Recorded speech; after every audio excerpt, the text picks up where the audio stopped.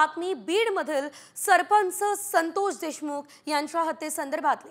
खरं तर सरपंच संतोष देशमुख यांच्या हत्येला आज 1 महिन्याचा कालावधी पूर्ण झालेला आहे। 9 डिसेंबर 2024 रोजी मस्साजोगचे सरपंच संतोष देशमुख यांची निर्घुण हत्या झाली।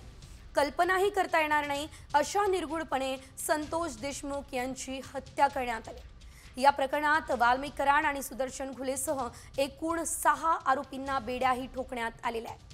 मात्र कृष्णा आंधळे आरोपीला बेड्या ठोकण्यात सीआयडी पथकाला अद्यापही अपयशच आलंय। मंत्री धनंजय मुंडे यांचा निकटवर्ती असलेल्या वाल्मिक कराडवर खंडणीचा गुन्हा दाखल झालाय। त्यामुळे या प्रकरणी धनंजय मुंडेंनी राजीनामा द्यावा ही मागणी सध्या तरी विरोधक करताना दिसतायत।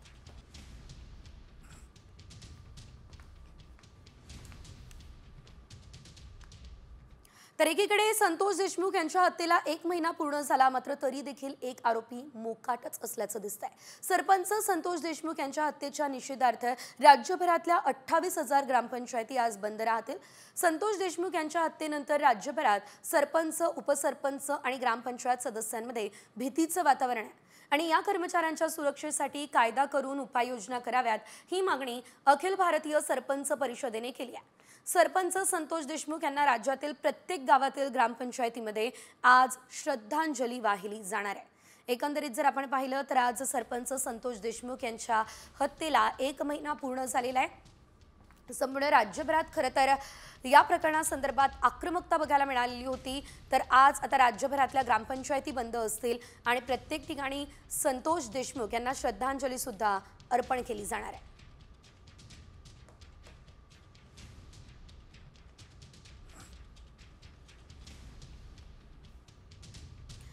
यासह इतर काही मोठ्या आणि महत्त्वाच्या घडामोडी सध्या संपूर्ण राज्यभरात घडतात आणि त्या सर्व घडामोडींचा आढावा पुढे घेऊयात वेगवान स्वरूपात।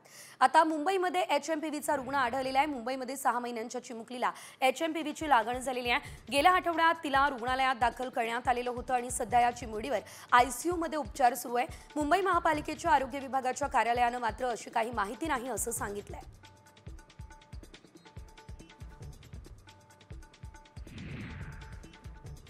टोरेस कंपनीच्या 3 एजंट्सला 13 जानेवारीपर्यंत पोलीस कोठडी सुनावण्यात आली। त्यांच्याकडून दागिने आणि रोख रक्कमही जप्त करण्यात आली आहे। कंपनीचे संस्थापक, संचालक आणि मुख्य कार्यकारी अधिकारी सीए यांचा शोध सुरू आहे। त्यांच्या विरोधात लुकआउट नोटीस सुद्धा जारी करण्यात आलेली आहे।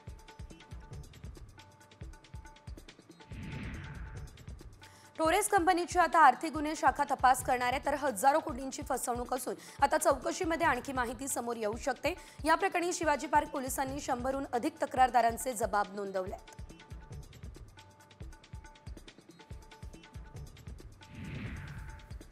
कुर्ला बेस्ट बस अपघात या घटनेला 2 महिने उलटत नाही तोवर अजून एक अपघात होता वाचलाय। रस्त्यावर चालणाऱ्या एका इसमास बेस्टच्या बसने धडक दिली आहे। तो इसम खाली कोसळलाय, मात्र बेस्ट चालकाच्या सावधानतेमुळे त्या इसमाचे प्राण वाचले।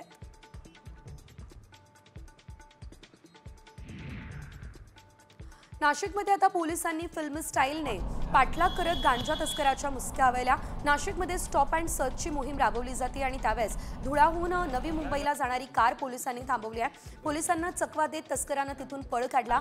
पंचवटी आणि मुंबई नाका पोलिसांच्या गाडीने मात्र या गांजा तस्कराच्या गाडीचा पाठलाग केला आणि आरोपीच्या मुसक्या आवळल्या। भंडाऱ्यात झाडाझुडपात अडकलेल्या वाघाला नागरिकांनी घेरून हुल्लडबाजी केल्याचा व्हिडिओ समोर आलाय। इतकंच नाही तर जीव धोक्यात घालून नागरिकांनी वाघासोबत फोटो सेशन केलं। झुंबड उडाल्यानं काहींनी वाघाला दगड मारण्याचाही प्रयत्न केलेला आहे।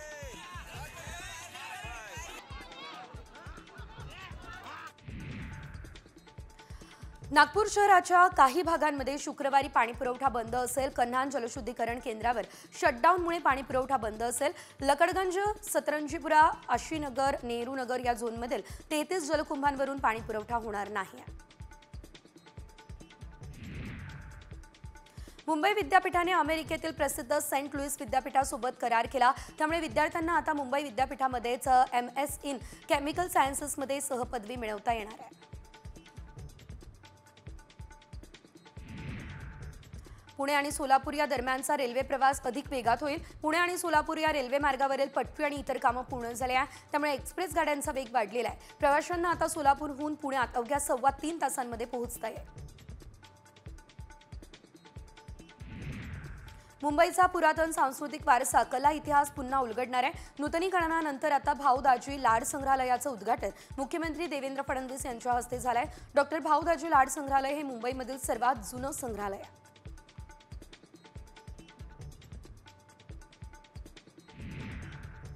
पुरंदर या ठिकाणी प्रस्तावित आंतरराष्ट्रीय विमानतळाच्या रखडलेल्या कामाला गती देण्यासाठी तातडीने भूसंपादन करण्यात येणार आहे. विमानतळाचा सविस्तर प्रकल्प अहवाल येत्या सप्टेंबर महिन्यापर्यंत अंतिम करण्यात येईल. त्यामुळे प्रस्तावित विमानतळाचे लवकरच टेक ऑफ होईल असा देखील दावा आहे.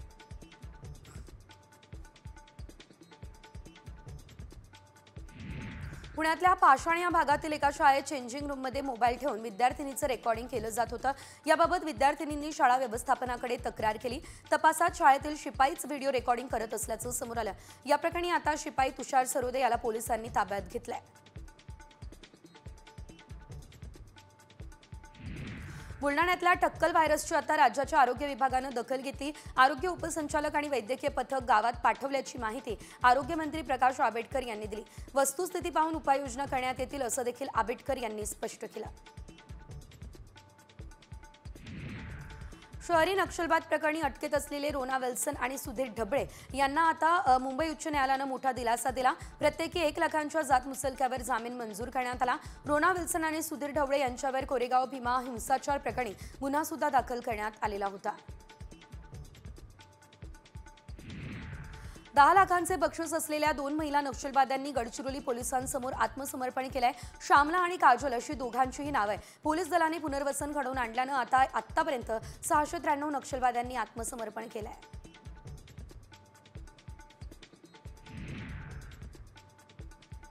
मुंबईमध्ये किमान तापमान राहणार आहे आणि पुन्हा एकदा धुक्याची चादर काही दिवस पसरणार असा अंदाज हवामान विभागाचा आहे. मागील आठवड्यात संपूर्ण मुंबईमध्ये धुक्याची चादर पसरली. त्यामुळे आता हवेच्या गुणवत्तेचा दर्जाही घसरला.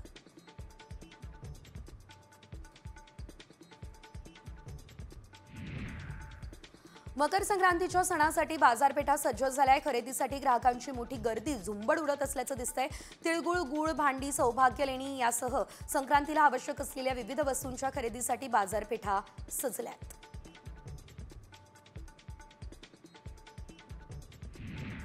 प्रयागराजमध्ये 13 जानेवारीपासून महाकुंभ मेळावा होतोय. त्या ठिकाणी अन्नदान सेवेसाठी विश्व हिंदू परिषद विदर्भ प्रांताच्या वतीने अन्नधान्य आणि इतर महत्त्वाच्या साहित्यांसह ट्रकही रवाना झालाय. मकर संक्रांत ते महाशिवरात्री अशी 45 दिवस अन्नदान सेवा सुरू असेल. रोज 20 ते 25 हजार भाविक याचा लाभ घेऊ शकतील.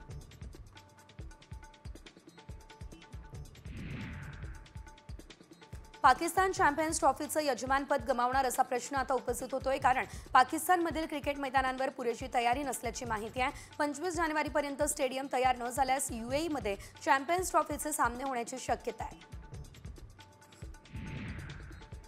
गडचिरोलीमध्ये आदिवासींच्या संघर्षासाठी ठाकूरदेव यात्रा सुरू झाली. यात्रेत छत्तीसगडमधून भाविक दाखल झाले. लोहखनिज उत्खननासाठी डोंगर सपाट केले जात आहे. त्यामुळे जंगल, आदिवासी त्यांच्या दैवत नष्ट होत असल्याची ओरड केली जाते. या पार्श्वभूमीवर ठाकूरदेव यात्रा संपन्न होते.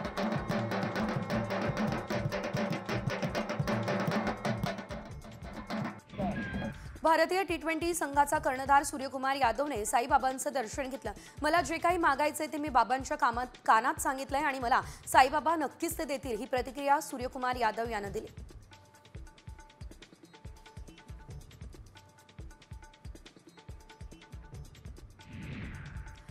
आणि यानंतर थेट तिरुपती बालाजी मंदिरातून या क्षणाची एक ब्रेकिंग बातमी. कारण तिरुपती बालाजी मंदिरात चेंगराचेंगरी झालेली आहे. यामध्ये 6 भाविकांचा मृत्यू झालाय. 40हून अधिक भाविक जखमी झाले असल्याचंही वृत्त आहे. मृतांचा आकडा आणखी वाढू शकतो अशी भीती आहे. जखमींवर व्यंकटेश्वर रामनारायण रुईया शासकीय रुग्णालयामध्ये आता उपचार सुरू आहे. तर तिरुपती मंदिरातील वैकुंठद्वार तिकीट काउंटरवरती टोकन घेण्यासाठी गर्दी उसळली आणि त्यामुळे खरं तर ही घटना घडली असल्याचं सध्या तरी सांगितलं जात आहे. मात्र एकंदरीत जर आपण बघितलं तर ही घटना अतिशय धक्कादायक अशी म्हणावी लागेल. मंदिरामध्ये चेंगराचेंगरी झालेली आहे. त्यामुळे व्यवस्थापनावर सुद्धा अनेक प्रश्न जे आहेत ते उपस्थित केले जात आहेत. 6 भाविकांचा यामध्ये मृत्यू झालेला आहे. तर 40हून अधिक जण जखमी झालेले आहेत आणि या जखमींवरती सध्या रुग्णालयात उपचार सुरू आहेत. यासोबतच राज्यभरातल्या इतर काही मोठ्या आणि महत्त्वाच्या अपडेट जाणून घेऊया 36 जिल्हे 36 रिपोर्टर्समध्ये. अखिल भारतीय सरपंच परिषदेने आता सरपंच हत्येचा निषेध म्हणून आज राज्यातील ग्रामपंचायत काम बंद आंदोलन पुकारलेलं आहे। तर राज्यातील 28,000 ग्रामपंचायतींमध्ये आज काम बंद असेल। सरपंच आणि ग्रामपंचायत कर्मचाऱ्यांच्या सुरक्षेसाठी शासनाने कायदा केलाय आणि उपाययोजना करावी या मागणीसाठी हे आंदोलन आता करण्यात आलेलं आहे।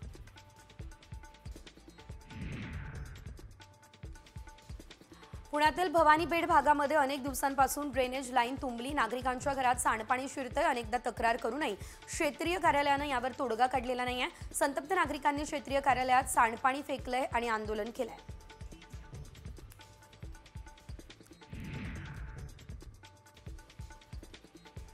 पंचशील धम्म ध्वजदिनानिमित्तानं तिवसा या ठिकाणी आनंदवाडी परिसरात यात्रेचं आयोजन करण्यात आलेलं आहे। अत्यंत शिस्तबद्ध रीतीने हजारो भीमसैनिकांनी यामध्ये सहभाग घेतला।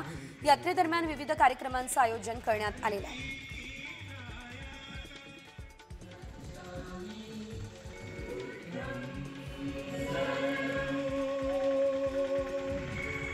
नंदुरबार जिल्हा परिषद कार्यालयासमोर आता अंगणवाडी सेविकांनी थाळीनाद आंदोलन सुद्धा केलं असल्याचं पाहायला मिळतंय। यावेळेस लाडकी बहीण योजनेचे काम करून अजूनही पैसे न मिळाल्यानं यावेळेस हे आंदोलन करण्यात आलेलं आहे। वेळेत बदल व्हावा आणि प्रोत्साहन भत्ता मिळावा यासह अधिक मागण्यांसाठी हे आंदोलन पुकारण्यात आलेलं आहे।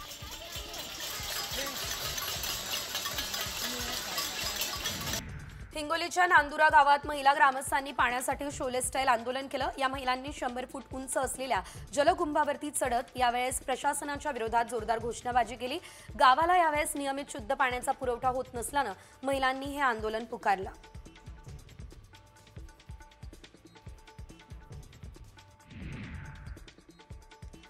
ब्लाब्ला ॲपद्वारे अवैध प्रवास वाहतूक केली जाते। हे ॲप आणि कार चालक आता पुणे आरटीओच्या रडारवर आहे, त्यांच्यावर कारवाई केली जाणार आहे। मुंबई पुण्याला प्रवास करणाऱ्या प्रवाशांना कार पुलिंग करून पैसे वाचवण्याची सुविधा ब्लाब्ला ॲपने उपलब्ध करून दिलेली आहे।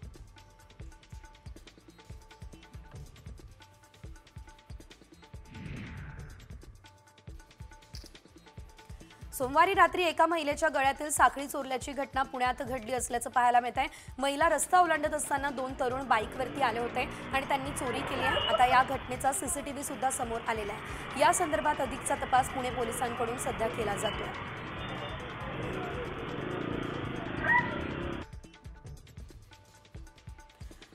हस्तिदंतांची तस्करी करणाऱ्या दोघांना मानपाडा पोलिसांनी बेड्या ठोकलाय। आकाश पवार आणि नितीन धामणे अशी दोघांची नाव आहे।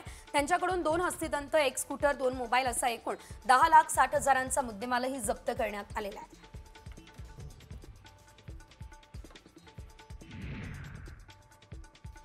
नाशिकमध्ये कोयता गँगची दहशत पसरली। किराणा माल चोरी करताना कोयता गँग कॅमेऱ्यात कैद झाली। या दरम्यान आता या प्रकरणी वाडा पोलीस ठाण्यामध्ये गुन्हा सुद्धा दाखल करण्यात आलाय। 4 संशयित आरोपींना पोलिसांनी ताब्यात घेतलंय।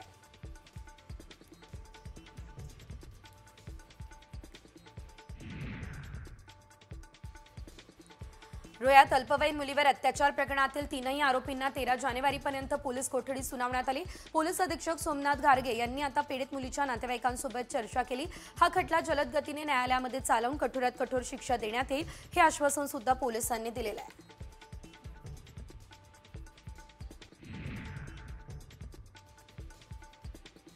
सांगलीमध्ये आता जत्रेतील तमाशामध्ये झालेल्या वादातून सांगलीच्या कवठे महांकाळमध्ये युवकाची हत्या झाली आहे। या प्रकरणी आता 5 जणांना आजन्म कारावासाची शिक्षा सुनावण्यात आली आहे। एकाच वेळी 5 जणांना जन्मठेप लागल्याची सांगली जिल्ह्यातील ही पहिलीच घटना आहे।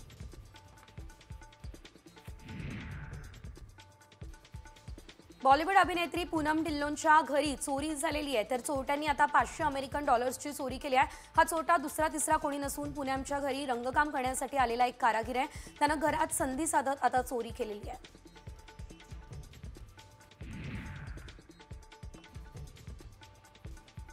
पुण्यातल्या खडकवासला रस्त्यावरील उमेश मंडप डेकोरेटर्स यांच्या गोदामाला भीषण आग लागली। PMRDAच्या सिटी अग्निशमन दलानं घटनास्थळी दाखल होत आग आटोक्यात आणलेली आहे।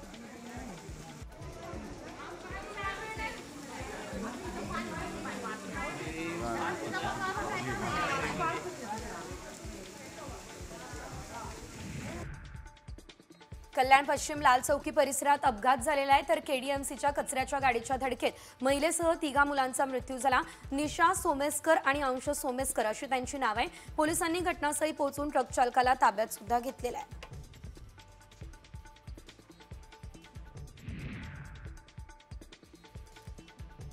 दरम्यान गाडीच्या धडकेत मायलेकाचा मृत्यू झाला। या प्रकरणी मनसे आक्रमक झाली। रस्त्यावरील डिवायडर तुटल्यानं अपघात झाल्याचा मनसेचा आरोप आहे। मनसेचे माजी आमदार प्रकाश भोईर आणि कार्यकर्त्यांनी रस्त्यावर ठिय्या दिलाय।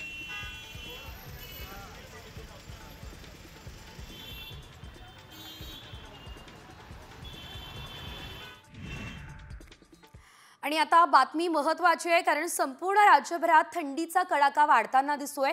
महाबळेश्वरपेक्षाही नंदुरबार, निफाड, जळगाव, बुलढाणा या ठिकाणी जास्त थंडी आहे। तर धुळ्यात सुद्धा आता राज्यातल्या सर्वात निचांकी तापमानाची नोंद झाली आहे। धुळ्याचा पारा जो आहे तो 4.4 अंशांवर घसरलाय।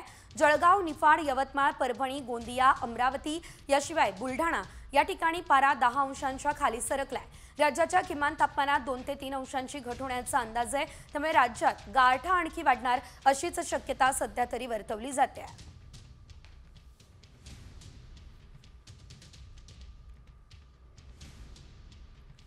थंडी वाढली आहे, त्यामुळे आपल्या आरोग्याची काळजी घ्या। यासोबतच इतर काही मोठ्या आणि महत्त्वाच्या बातम्या जाणून घेऊयात वेगवान स्वरूपात। सरपंच संतोष देशमुख यांचे बंधू धनंजय देशमुख यांनी मनोज जरांगे यांची भेट घेतली। जालन्याच्या अंतरवाली सराटीत येऊन धनंजय देशमुख आणि मनोज जरांगे यांची भेट घेऊन त्यांच्यासोबत काही वेळ चर्चा झाली। धनंजय देशमुख यांनी दुसऱ्यांदा अंतरवाली सराटीमध्ये येऊन मनोज जरांगे यांची भेट घेत त्यांच्यासोबत चर्चाही केली आहे। सरपंच संतोष देशमुख यांच्या हत्येला आता महिना होणार आहे, मात्र त्यांची हत्या करणारा आरोपी कृष्ण आंधळे अजूनही फरार आहे। विशेष म्हणजे सीआयडीची 3 पथकं कृष्ण आंधळेच्या मागावर आहे, मात्र तरीही कृष्ण आंधळे पोलिसांना चकवा देतोय। कृष्ण आंधळे कर्नाटकमध्ये असल्याचा संशय आहे।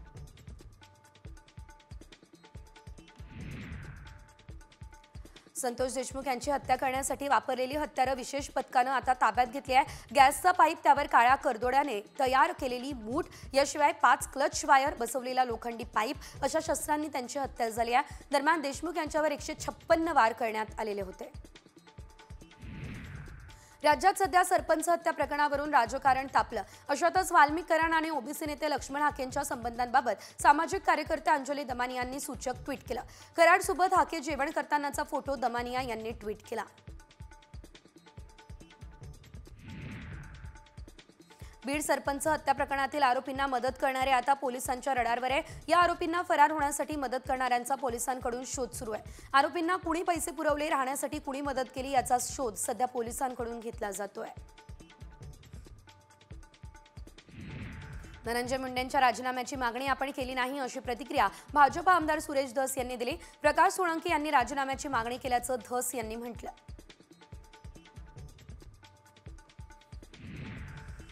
अमोल मिटकरी यांनी आता सुरेश धस यांच्यावर गंभीर आरोप केले। हत्याआधी 2 दिवस धस कराडच्या संपर्कात होते। वेळ आली की सगळं बाहेर काढण्याचा इशारा मिटकरींनी दिलाय। तर देवस्थानाच्या जमिनी कुणी हडप केल्या ते काढलं तर धागेदोरे आष्टीपर्यंत जातील, हा इशारा सुद्धा मिटकरींनी दिलाय। सुरेश धस यांच्यावर ओबीसी नेते लक्ष्मण हाकेंनी जोरदार हल्लाबोल केला। धनंजय मुंडे आणि वाल्मिक कराड यांना संतोष देशमुख प्रकरणात अडकवलं जातंय असा आरोप त्यांचा आहे। अंतरवालीमध्ये गोळीबार झाला त्यावेळेस गँग ऑफ बीड दिसलं नाही का, हा सवाल सुद्धा हाकेंनी उपस्थित केलेला आहे। सारंगी महाजन यांनीही धनंजय मुंडे यांच्या राजीनाम्याची मागणी केली। धनंजय मुंडेंचा राजीनामा घेऊन त्यांची आमदारकी रद्द करा, ही मागणी सारंगी महाजनांची आहे। यावेळेस त्यांनी मुंडेंवरती जमीन हडपल्याचाही आरोप केलाय। छत्रपती संभाजीनगर शहरातील क्रांती चौकात संतोष देशमुखांच्या हत्येच्या निषेधार्थ ओबीसी समाजानं आंदोलन केलं। या आंदोलनात धनंजय मुंडेंच्या समर्थनाचे पोस्टर झळकले। धनंजय मुंडेंवर आरोप करणाऱ्या सुरेश धस यांची भाजपमधून हकालपट्टी करा, ही मागणी ओबीसी आंदोलक कर्त्यांची फडणवीसांकडे आहे। ओबीसी नेत्यांनी अजित पवार यांची भेट घेतली आहे। सरपंच हत्येप्रकरणी आरोपी असतील त्यांना शिक्षा द्या, मात्र मुंडेंवर कोणते आरोप सिद्ध झालेले नाही आहे, त्यामुळे त्यांचा राजीनामा घेणं चुकीचं असं ओबीसी नेत्यांनी दादांना सांगितलं।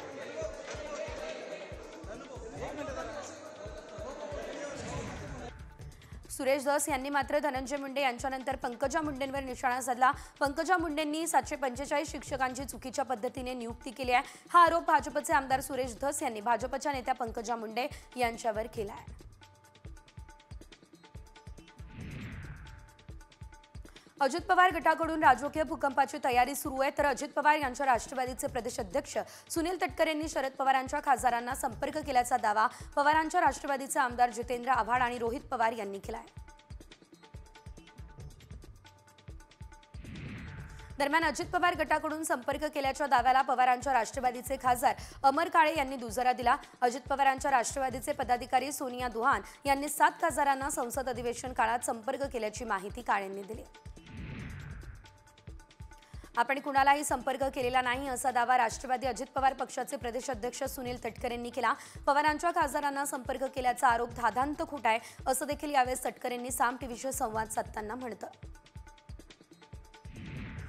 मुंबई भाजपचे अध्यक्ष आशिष शेलार आणि मोहित कंबोज यांनी राज ठाकरे यांची भेट घेतली। आगामी मुंबई महापालिका निवडणुकीच्या पार्श्वभूमीवर ही भेट महत्त्वाची आहे, त्यामुळे या भेटीत नेमकं काय चर्चा होते याकडे अनेकांचं लक्ष लागलेलं होतं। विधानसभा निवडणुकीत विजयी उमेदवारांविरोधात पराभूत झालेल्या उमेदवारांनी हायकोर्टात धाव घेतली आहे। मुंबई हायकोर्टाच्या संभाजीनगरच्या खंडपीठात 35 याचिका दाखल झाल्या। ईव्हीएम सोबत छेडछाड, आचारसंहितेचा भंग आणि मतमोजणी प्रक्रिया याबद्दल पराभूत उमेदवारांनी आक्षेप नोंदवले। वंचित बहुजन आघाडीचे नेते प्रकाश आंबेडकरांनी मुख्यमंत्री फडणवीसांची भेट घेतली। मुख्यमंत्री सोमनाथ सूर्यवंशी मृत्यू प्रकरणाची चौकशी फास्ट ट्रॅकवर घेणार आहे, ही माहिती आंबेडकरांनी दिली। सूर्यवंशींचा मृत्यू पोलीस कोठडीमध्ये झाला, त्यामुळे या प्रकरणाची चौकशी मॅजिस्ट्रेटने करावी असंही आंबेडकरांचं म्हणणं आहे। मुख्यमंत्री फडणवीस आणि शरद पवारांची काल फोनवरती चर्चा झाली आहे अशी माहिती मिळते आहे। राज्यातील पवनचक्क्या मालकांना खंडणीसाठी होत असलेल्या त्रासाचा मुद्दा पवारांनी यावेळेस निदर्शनास आणून दिला आहे।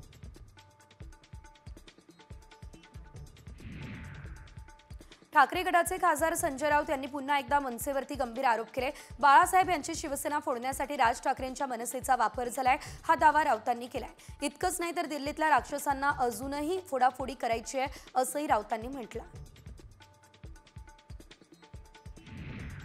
दहशतवाद्यांकडून हिंदू नेत्यांना टार्गेट केलं जात आहे। टार्गेट केलेल्या हिंदू नेत्यांची हिट लिस्ट सोशल मीडियावरती व्हायरल झालेली आहे। या यादीमध्ये मंत्री नितेश राणे आणि उत्तराखंडचे मुख्यमंत्री पुष्कर धामी यांचा नावाचा उल्लेख आहे। क्रिकेटपटू केदार जाधवने भाजप संघटन पर्वाचे प्रभारी रवींद्र चव्हाण यांची भेट घेतली आहे, त्यामुळे केदार जाधव भाजपमध्ये प्रवेश करणार का अशी चर्चा आहे। भाजपच्या सदस्य नोंदणी दरम्यान भेट घेतल्यानं भाजपमध्ये प्रवेशाची जोरदार चर्चा रंगलेली आहे। राज्याचे मंत्रिमंडळ पेपरलेस होणार आहे आणि ई कॅबिनेटची संकल्पना राबवली जाईल। ई कॅबिनेटच्या संकल्पनेनुसार मंत्र्यांना आता मंत्रिमंडळ बैठकीचे प्रस्ताव स्मार्ट टॅबवरती दिले जातील। मंत्र्यांना आक्षेप अथवा सूचना नोंदवण्यासाठी टॅबवरती व्यवस्था करण्यात आलेली आहे।